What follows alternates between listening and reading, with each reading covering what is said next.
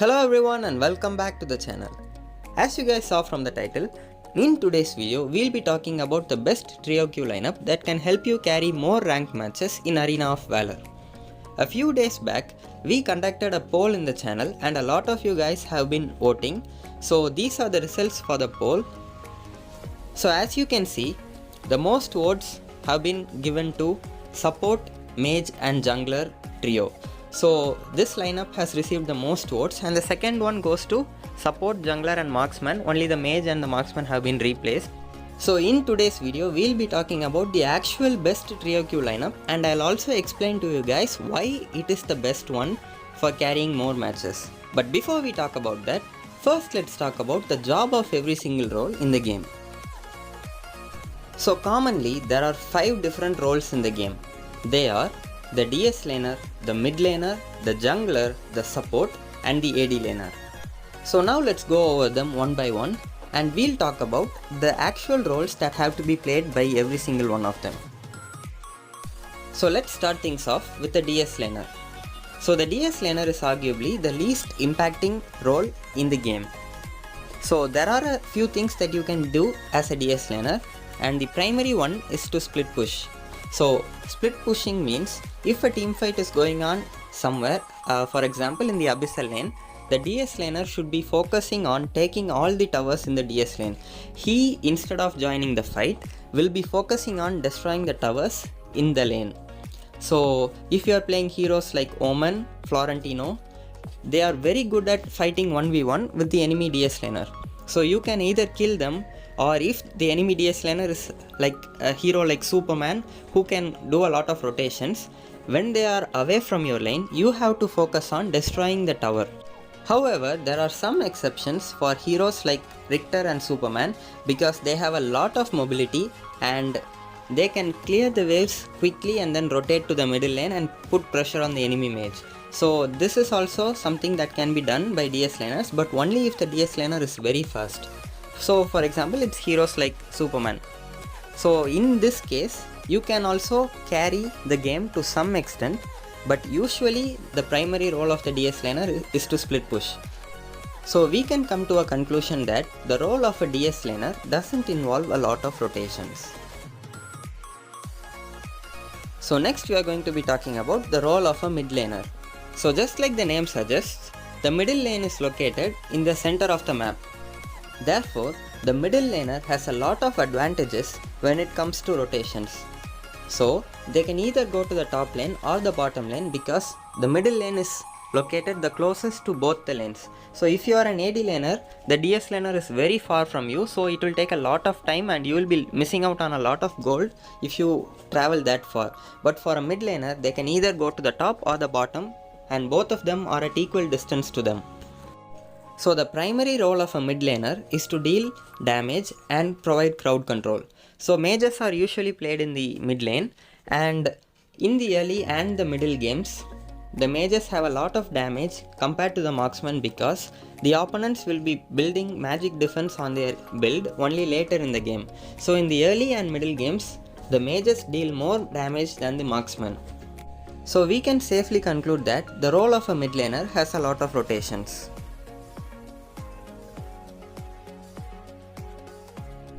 Now let's talk about the role of a jungler.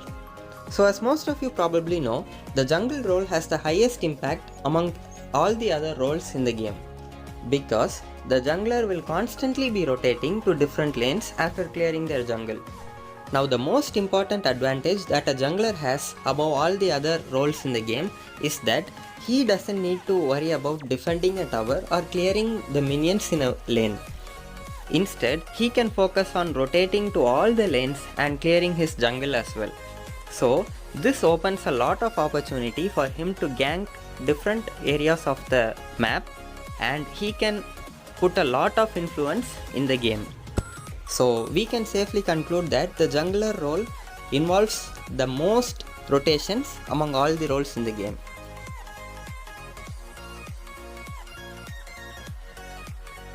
So next let's talk about the role of a support. So keep in mind that the primary role of a support is to provide vision for your team.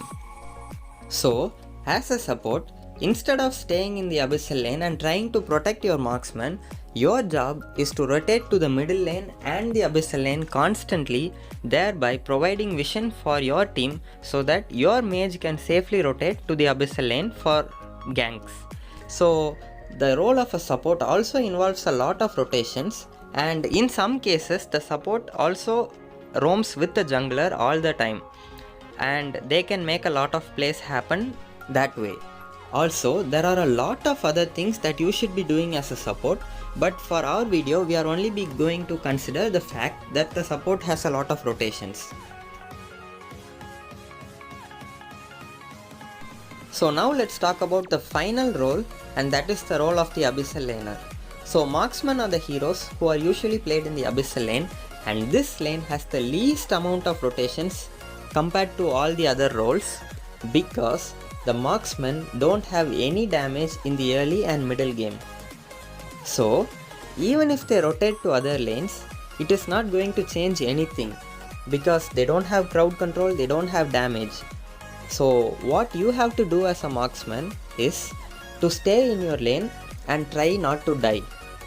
So you have to keep farming until you get like 4 or 5 items, and only then you will start to deal damage, and after that you can do some rotations to the middle lane and the DS lane and you can try to take the towers there. But for the most part you will only be staying in the abyssal lane, and this role has the least amount of rotations. Now before we go further in the video, I just want to make an announcement that about 79% of the audience who watch my channel aren't actually subscribed. So if you like the content and enjoy watching it, make sure to subscribe to the channel because we are trying to hit 1000 subscribers by the end of this year. So thank you all for your support, and now let's get right back into the video. Now that you are done with talking about the jobs of different roles in the game, let's decide on which criteria we should select the best trio queue lineup. So first of all, RoV is a 5v5 game, and trying to win in a 3v5 situation is quite hard. But it can be achieved if we have control on all the 3 lanes at any point of the game. So you know that towers are very important, and even if one of the lanes is losing very badly, we might lose the entire match. So we need 3 roles that can have influence on all the 3 lanes at any point of the game. So you can say that the DS laner, the mid laner and the AD laner, if we pick these 3, we can have our presence will be there on all the 3 lanes, right? So we can just stay in our lanes and defend our towers, but the problem here is we cannot win a match only by defending. We need to do some outplays in order to win in a 3 versus 5 situation. So we cannot keep defending forever, and here you will be having a mage and a marksman and a warrior, and the warrior will be in the DS lane. If the warrior comes from the DS lane in order to initiate a fight for you guys, he will lose his towers in the DS lane because his DS laner will be pushing. So this lineup is very bad because it only allows you to defend towers, but you can never perform a coordinated attack on the enemy. It also makes your rotations very hard because you will be ganked by the enemy assassin or their mage. If they try to gank you during your rotation, there is no one to save you. Another very important criterion that a good lineup needs is you should be able to secure all the major objectives in the game, like the Abyssal Dragon or the Dark Slayer or towers. So you have to perform as a team, and you cannot solo an Abyssal Dragon. It's very dangerous. If the enemy team comes, you will die. So you need heroes who can achieve these objectives together. So this puts us in a situation that the jungler is mandatory in any trio queue lineup because we need to secure all the major objectives like the dragons and the dark slayers in order to win the match. So having jungler is mandatory now, and we need 2 more roles that can help the jungler and also have influence on all the 3 lanes. So if you decide from what I've told you before, the mage, that is the middle lane, has influence on all the lanes because the mage can rotate to either of the lanes very quickly because he is in the center, right? So if you have a mage, you can help your DS laner if he is in trouble, or you can help your marksman if he is in trouble. So you can go either sides and help your teammates if they are losing so badly. Another advantage of having a mage in the team is that your mage provides you with a lot of crowd control and damage during the early and the middle game. So AoV is a very short game, like you should complete the matches in a short period of time and it won't last for very long. If you see the tournament matches, the maximum time it takes for them to end a match is around 10 minutes. Only we players tend to take the matches so long, like 20 minutes. But usually the matches are supposed to end very fast, and the mages have a lot more damage than the marksman in the early and the middle game. So this is yet another advantage of having a mid laner in the trio queue lineup. So now we have decided that the mage and the jungler are very important in any trio queue lineup because of their ability to rotate. So we need one more role that can complete our lineup. So we can choose from the DS laner, the support, or the marksman. So the DS laner, if we choose the DS laner, these are the advantages that we can have. So if it's a DS laner, you don't have to worry about that lane at all. Your friend is very good DS laner and he will manage any type of situation he is put in. No matter how many times the enemy jungler or their mage ganks him, he can survive everything, and he also puts a lot of pressure by split pushing, or he invades the enemy jungle, and a lot of things can be done by a DS laner. But if it's a DS laner, it prevents you from doing a coordinated attack with your jungler and mage. So the first two picks are jungler and mage, right? So if you pick a DS laner, he will be doing most of the part alone. So he will not have a lot of influence on the rest of the match, but he will only be focusing on that one lane. So now let's move on to the role of the AD laner. So here it's most probably a marksman, and this lane also has the same problem which the DS laner had, and that is the AD laner cannot rotate anywhere. He has to stay in his lane and farm up to the late game so that he will be able to deal a lot of damage, but it's in the very late game, like 15 minutes plus, the marksman will be dealing a lot of damage. So until then he needs to play safe. But for a jungler and a mage to be effective, they need to be playing aggressive in the early and the middle game. So the jungler is most probably an assassin who is very strong in the early and middle game, and your mage is also stronger in this time of the game. So having a marksman does not have any synergy with the rest of the two roles.